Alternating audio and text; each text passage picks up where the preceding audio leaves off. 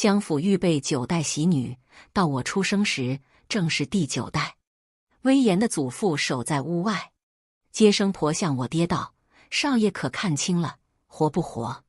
遵照嘱托，爹应答：“不活。”此言一出，我便会被溺死在马桶中。9代喜女成功，可保江家累世富贵。可我爹悄声道：“活。”他从怀里掏出一张80两的银票。王嫂愣住了。爹爹道：“您家现今住的房子，这笔钱足够买下，再也不用租房，受那房主的嫌弃。”王嫂听到这，立即伸手接过，揣进怀中。然后他转身出门，喊道：“恭喜老爷，是位金孙。”祖父笑道：“快抱出来，他要亲自看一眼孙子的小雀雀。”王嫂拿钱办事，摆手道：“这孩子命贵，爹娘之外的人看了要害眼病的。”祖父无比珍爱身体，遂打消了念头。我活了下来，被爹娘装成男孩教养。5岁这年，我爬在树上，看见个小厮在山石边顶峰撒尿。他仰起头，得意地朝我道：“公子看看，咱顶峰还能尿3丈。”我觉得有趣，蹭蹭蹭溜下树，也解开腰带。爹路过，吓得面色惨白，冲过来将我夹到腋下，飞奔回房。关上门，他仍抚着胸口，惊魂未定。娘却镇静，细细给我讲了9代喜女的事。他认真的道：“若是暴露女儿身份，在这深宅大院里，祖父有的是办法取你小命。父要子亡，子不得不亡，何况你一个没成人的小丫头。”爹也板起脸，切记不可学那些小子当众撒尿。你是公子，本来就该回屋用马桶。我猛点头，咂摸着母亲讲的故事。原来爹娘少年成亲，起初十分不睦。娘一过门，总不拿正眼看爹，夜间不准他近身，腰带上打了无数死结。有一日，爹喝了半坛女儿红，借酒盖脸去同他拉扯。娘气力不敌，咬牙道：“你们江家几代没有一个姑奶奶，以为我不知道你们在搞鬼，我宁可无所出，叫你们休妻，也不生下女娃来给你们糟践。”爹颓然坐倒，臊得脸孔通红。江府喜女已不是秘密，长房投胎若是女孩，便会被溺死在马桶里。爹惭愧不已，每到夜间，灰溜溜地抱了铺盖，自去书房安歇。2人僵持半年，关系才有了转机。事情因祖父而起，他看中了一处临水的宅院，房主却不肯卖。下属为了讨好江府，诬陷房主私通土匪，将人收进监牢。那家只得卖了房子去打点。打点用的款资出自江府，经有几到手，原封不动回来了。算下来，一文没花白得一处好房子。原房主狱中染疫，一命呜呼。祖父十分得意，命爹爹找工匠商议如何整修扩建。爹爹却叹息道：“害得人家破人亡，这房子怎生住得安心？”祖父听见了，大怒，叫人拿板子把我爹按倒在地，褪掉裤子，打了个皮开肉绽。爹被抬回房里，娘给他上了1个月的棒疮药。等他养好身子，也不用再去书房睡了。娘沉浸在回忆里，柔声道：“那时我才知道，傣族也能出好笋。”夫妻同了心，在被窝里商议，孩子还是想生，是儿子固然好，是女儿也要留。娘很快怀了孕，为收买接生婆，他俩加紧弄钱。祖父仍在，爹娘不能自立门户，按月从宫中领取月钱，每月2两，根本攒不下来。2人情急之下，从书房深处寻摸出一套古书，卖了40两，又凑了些砚台、钗环等物，终于在孩子落地前凑出一张80两的银票。孩子咕咕落地，是个女儿。王嫂看见80两的银票，果然倒了戈，2人顿觉庆幸。说到这儿，娘伸指点我额头，亏得先祖进士出身，酷爱藏书，才救你一条小命。爹爹却难言，先祖若是知道后人行此喜女邪术，必定痛心。我6岁这年，婶婶生下一个女儿，祖父说这孩子不必活。王嫂，辛苦你了。王嫂却为难的道：老爷，我如今也有家有宅，须积阴德，我可下不了手。爹站出来，仗义地说：就算要洗，向来只用洗长房投胎，这个孩子可以留。祖父沉吟片刻，道：预备9代喜女，偏偏这一代投胎便生了男的出来，少洗了一代，怕是不大稳当。叔叔又惊又怒，嚷道：就为了不大稳当，要弄死我这孩子。祖父狠狠盯他一眼，是女的总会走漏财气，白吃饭不说，日后还要带着江府的陪嫁去往别人家，不留。不但不留，老二，我要你亲自动手。叔叔抢过孩子，死死抱在怀里，瞪大眼睛道：我不，我宁可不做你江府的儿子。祖父气得倒仰，他大喊：传板子，把这逆子往死里打。2个高大健壮的家丁把叔叔按倒在地，板子挥得呼呼生风。叔叔朝着祖母哭：娘，你说句话呀，你也是女人。祖母闭了眼，念着佛珠，喃喃念道：阿弥陀佛，阿弥陀佛。他接过孩子，亲手掐死了他。婶婶醒来后便疯了，她常衣衫不整地冲出门，又整夜啼哭嚎叫。祖父逼着叔叔休妻另娶，轿子送回娘家，那边也紧闭大门不肯要，只得又抬了回来。堂妹死后，祖父以为9代喜女已然成功，心胸十分畅快。他官运亨通，又兼身强体健，年年买新姨奶奶入府。祖父过寿，同僚带着孙女来江府做客，我伴小妹妹在花园里玩耍。周妍儿忽然道：江衍，你知道你有几个姑姑吗？我不解，一个也没有啊。她却摇摇头，那黑漆漆一对眼眸盯紧我，哑声道：有3个，整整3个，在你爹爹出事以前，全都被弄死了。我宛如被惊雷劈了，愣在原地。眼前浮现祖母将小妹妹抱在手里的情景，那时我只晃了下神，小妹妹便不再哭了。祖母垂下手，说：送去庄上埋了吧。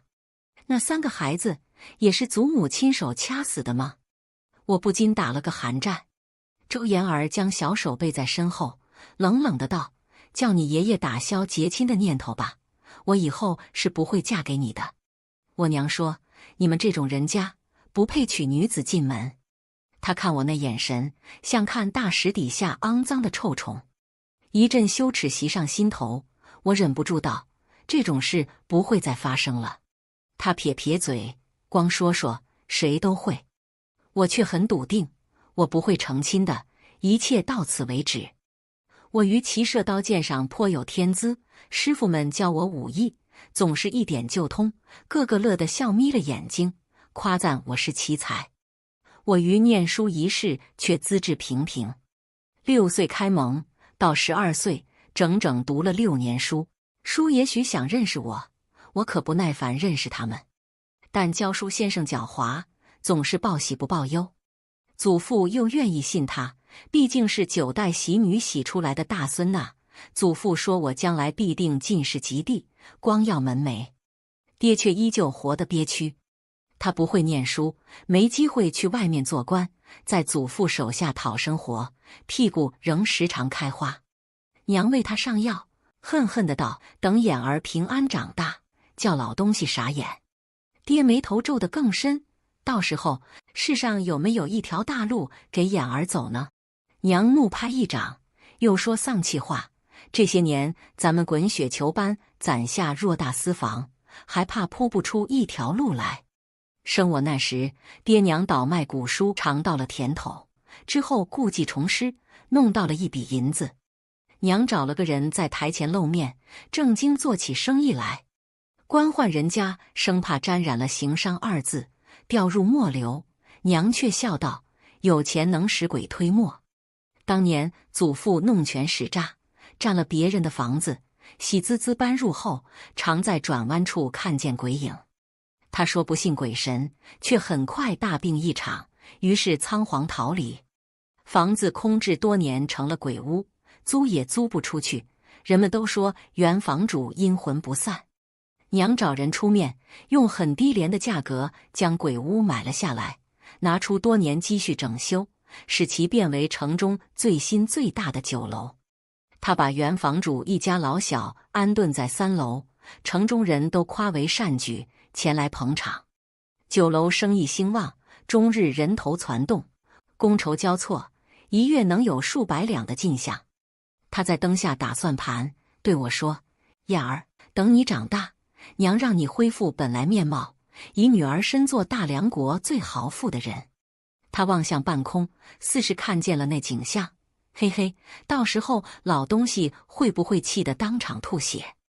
我扶额苦笑：“娘爱，你别一口一个老东西。”前几日喊祖父吃饭，这3个字都滚到舌头尖了，愣是被我活着一口冷风咽下去了。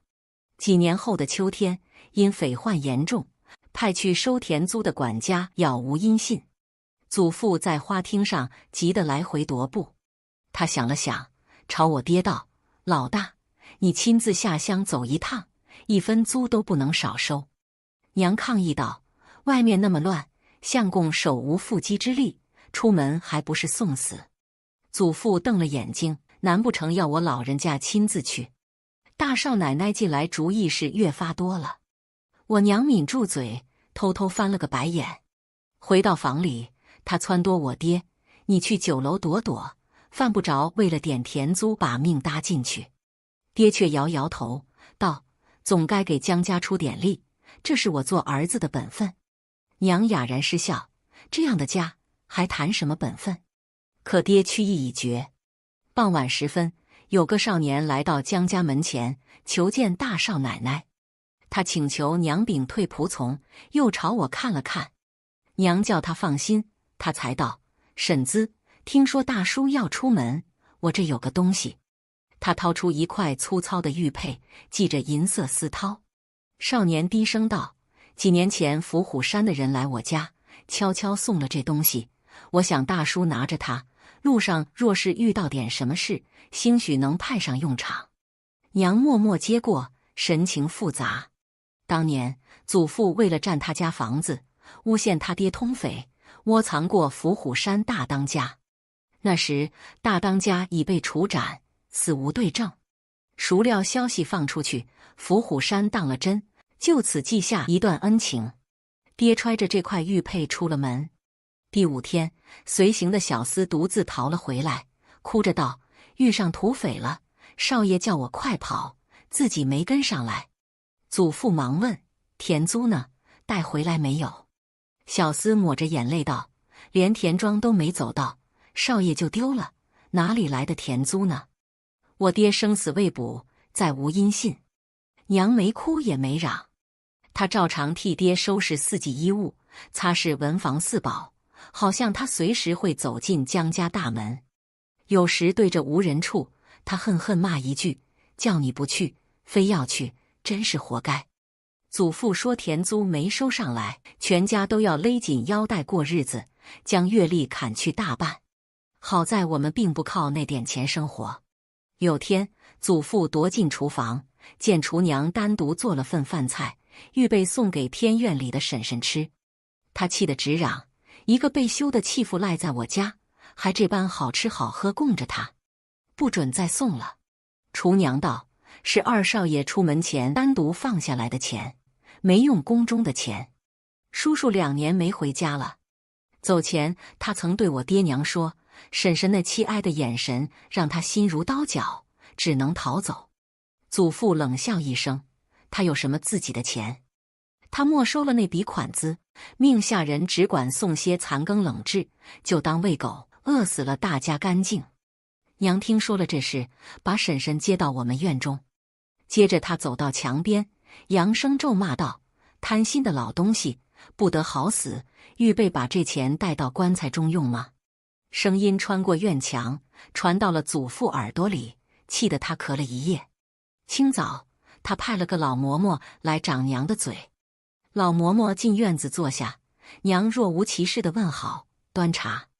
嬷嬷和和气气喝了一盏茶，告辞回去，噎了祖父几句。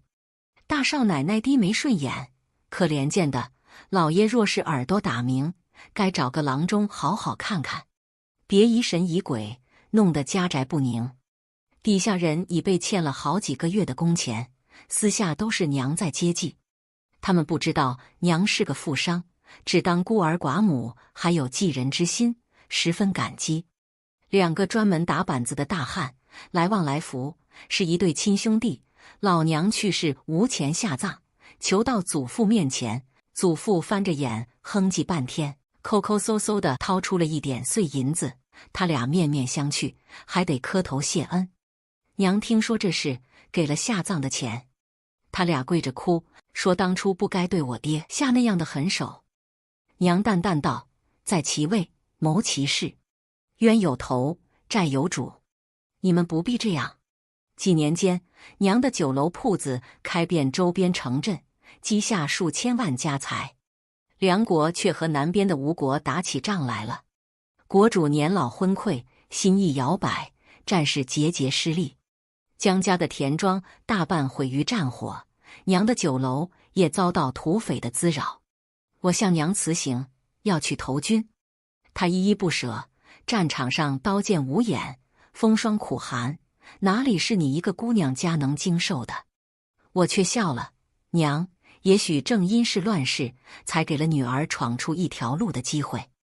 她定定看着我，擦了擦眼角，好，娘成全你。娘重金为我买了最好的马，亲自为我打点行囊，送我出门。祖父听到消息，颤颤赶来，拉住马。他急切地喊道：“孙儿，你日后是要做公卿的，怎可像那些匹夫般白白送死？”我跨坐马上，低头看着这个因田庄被毁而心疼的吐血的老人。他的头发已经斑白了。作为江府唯一的孙辈，我其实是个他最看不起的女子，真是讽刺。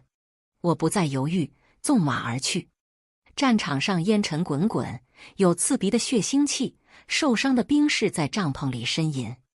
我勒住马，见一个清瘦的身影从帐中出来。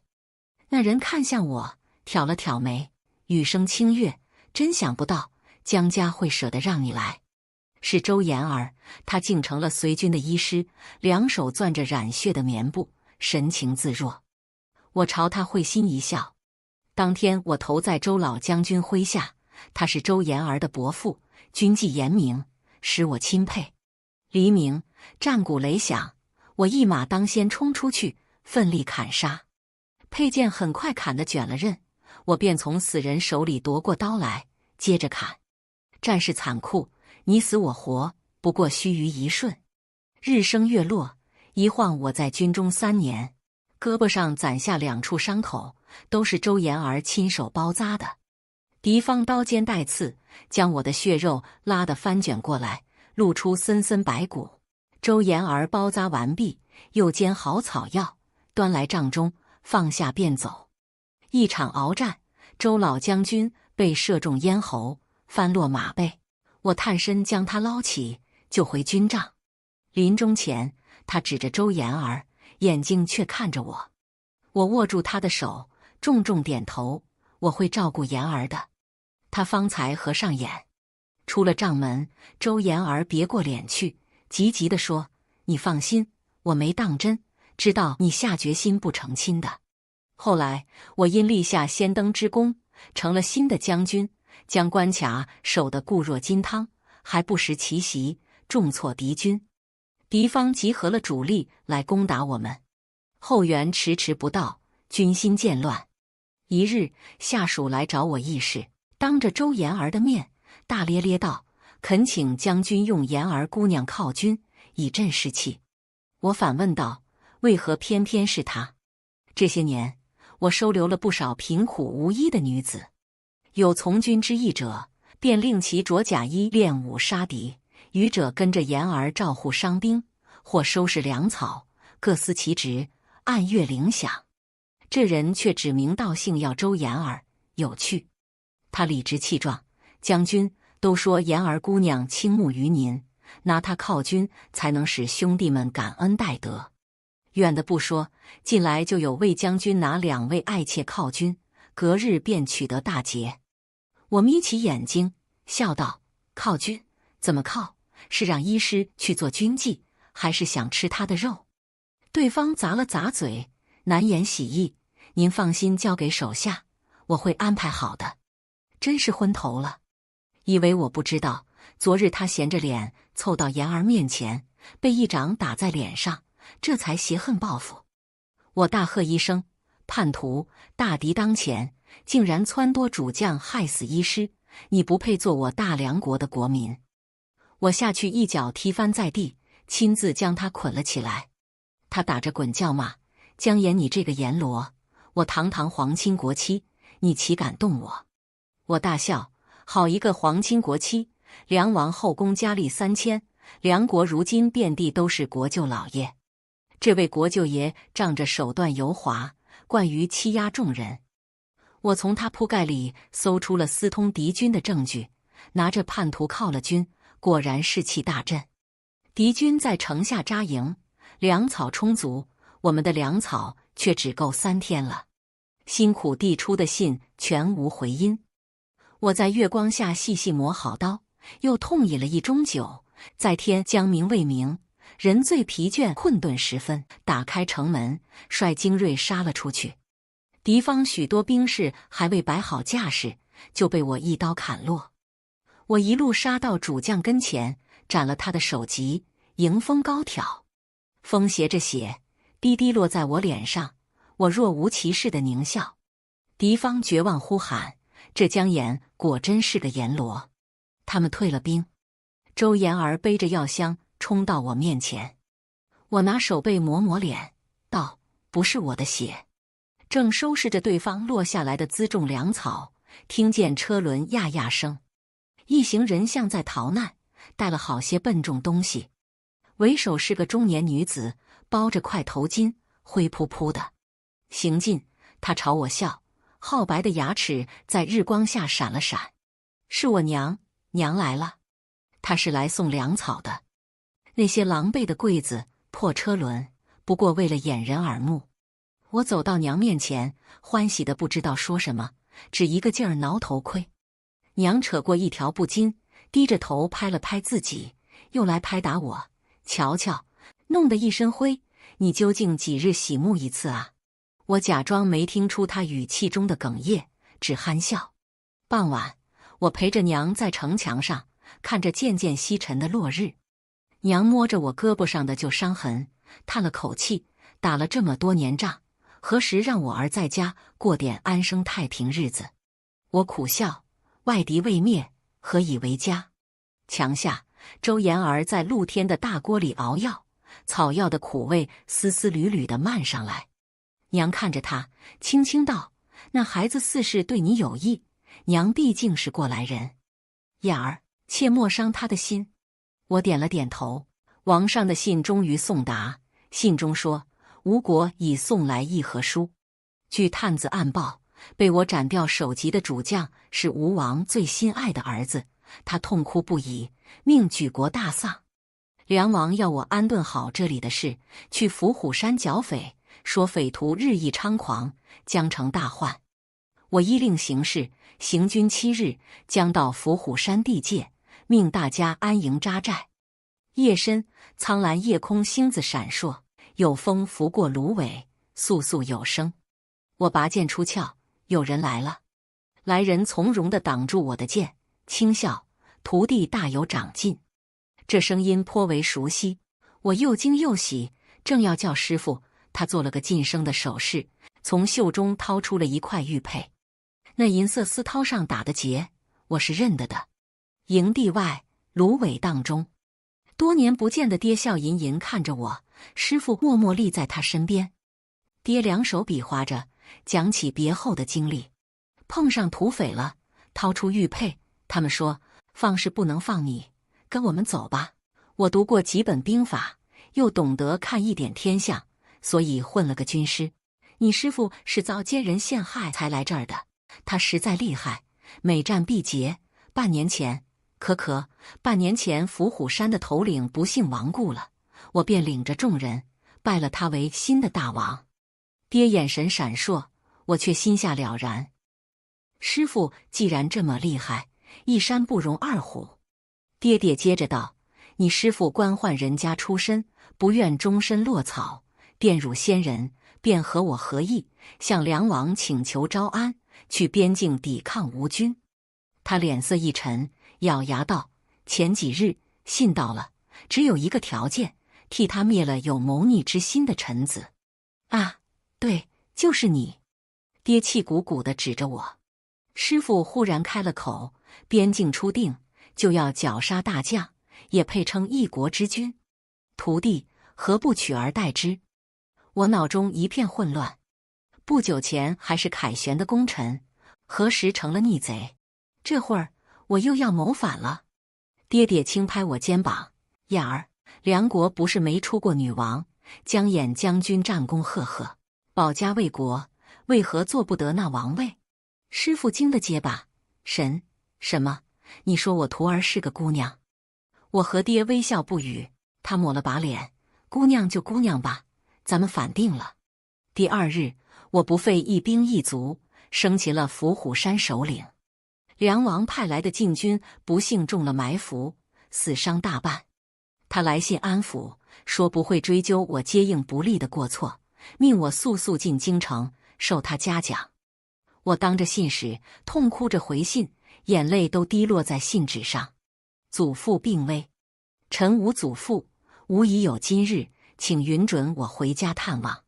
信使走了，爹挠挠头道：“虽说要拖延日子，但这么讲你祖父是不是不太好？”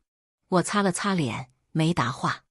他从怀里掏出一封信，害羞的道：“把这个带给你娘。”我瞥他一眼，娘估计看都不看就撕了。您还是亲自赴京请罪吧。当军师当的把家都忘了。我带了一些亲信，换了便装，回到家中。几年未见，江府一片败落景象。大门油漆斑驳，门前颇多坑洼，乌鸦在头顶粗声嘎叫。我们下了马，有个老人把门拉开了一条缝，躲在门后往外看。本以为是府中老仆，定睛看去，竟然是祖父。他忽地拉开大门，拖着拐杖，跌跌撞撞地跑过来：“燕儿，我的好孙子，你回来了。”祖父牵着我的手，一直走到花厅上，问我冷不冷，饿不饿。他清了清喉咙，大声喊道：“大少奶奶，快把我那只下蛋的鸡杀了！娘记挂着婶婶，比我提前半月到家。”吃罢饭，我去看婶婶，她目光混沌，恍恍惚惚，却没怎么见老。娘叹了口气，都说疯子的日子走得比常人慢。婶婶抱着一个布娃娃，歪着头，嘻嘻对我笑：“你这么漂亮，怎么不带花？穿男人的衣服做什么？”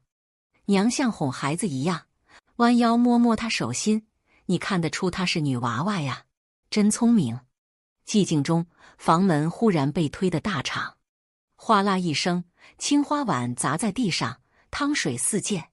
祖父铁青着脸站在屋外，浑身都在发抖。家里只有些散碎的身躯了，祖母离世前缠绵病榻，他都没舍得拿出来，每日午后用个小红泥炉子自熬自喝。今天竟然端着来寻我，碰巧听到了娘的话。他指着我，咬牙道：“怪不得，怪不得！我江家累遭祸患，大儿遭了土匪，二儿同我离心，田庄没了，连宅子都被火烧去了大半。原来是因你这个未喜之女而起。”我和娘都没说话。前院传来手下们饮酒笑语之声。祖父似是猛然惊醒，张着双臂，转身向那里跑，一边跑边大喊：“江衍是个女子，是个最卑贱的女子啊！你们这些堂堂男儿，竟然给一个女子当手下，我真替你们害臊！快点把她拉下去，踩她，杀她，吃她的肉！她是江家陋习的女儿，她不配活在这个世上。”下属们愣住了，酒菜含在嘴里，一个个呆呆傻傻的。这些年，大家一同出生入死，刀口舔血，我救过他们许多人的命，相信他们不会背叛我。祖父见无人响应，呆立片刻，忽地转身朝我扑过来。他咕哝着：“杀了你这个祸害，我江府的气运还有救。我还有一个儿子呢。”我背着手，稳稳站于原地，等着他那双枯瘦的爪子。他早就想让我死，只是迟了20年。但毕竟迟了，如今他已经是风烛残年的老头，我也不再是个婴孩。忽然间，他停住了脚步，很可笑地张开了嘴。婶婶在他身后执一柄匕首，目光是多年未见的清明。他低着头，把匕首又往里推了推，才语气温柔地朝我道：“孩子，别怕，我来保护你。”说完这句，他看着自己满手的血，尖叫一声，又变回了疯癫的模样。祖父扑倒在地，抽搐了几下，便不动了。周延儿走过来，双指按住他颈侧，凝神片刻，摇摇头，怕是插中心口了。邻人从坍塌的院墙那头看见了，怕担知情不报的干系，当即报了官。仵作上门验了尸首，人证物证俱在，婶婶下了大牢。娘带了银子，一路跟去打点。我在家给祖父办丧礼，守孝，拖足了时间。梁王几次来信慰问催促，信中之意已然知晓我是个女子。临行前一夜，我和周延儿在花园里谈心，向他道歉，说本不该瞒他。他摆摆手，苦笑道：“没事。”低头沉吟片刻，他释然的道：“我说呢，你怎会那么奇怪？既能杀敌不眨眼，又能慈悲心怀，收留那许多贫苦女子。原来你自己就是个女子，也许世间男儿也有这样的，但我反正只见过你，月色皎白，罩着一架藤萝。”周延儿低着头，脸上似有淡淡哀愁，但他随即抬起头来，目光晶亮，语气干脆：“女子又怎样？只要姐姐不厌，小妹愿伴于姐姐身侧，一生一世。”梁王宣我进宫，我换了身女装，空着手被宣进内殿。内殿熏得暖和，却没什么炭火的烟气，想必用的是上等好炭，比起风霜苦寒的军帐是天壤之别。梁王裹在金貂里，懒懒地抬了下手，示意我平身。我低眉顺眼，不敢直视。他开口问道：“寡人听说爱卿家里9代喜女，到了你这一代，偏偏叫你活了下来。”我恭敬地答：“确有此事。”他接着问道：“寡人还听说这样的女子身带福运，只是不忘自家，只忘夫家。”我心中悲凉，自小养之弥高的一国之主，召见臣子，竟是不问苍生问鬼神。我小心地答：“此事恐怕不真。”梁王笑了：“为何不信？将军一介女流，上了战场，多年毫发无损，可见是有气运之人。”他举起手边的菱花镜，转了转，道：“凡事有两面，老人家脑筋太旧了，才把自己气死了。喜女不成功，固然福运外露，可假若这女子嫁于尊贵之人，譬如做了王妃，那不是照样光耀母家吗？”他欺身向前，嘴里喷出一股污浊之气：“寡人娶了你，就是揽尽你家几代喜女的福气。到时将军，哦不，爱妃，再为我生下几个皇子，保我大梁代代昌盛。”我佯装惊喜。他想了想，呵呵笑道：“王妃还是辱没了你。正好，王后已经是个老太婆了，何该为你让出位置？”他向进士耳语了几句，不久之后，王后亲自送来了凤印。梁王把印放进我手心，挥挥袖子叫王后退下。他走路时很不稳当，有一只脚似乎不太灵便。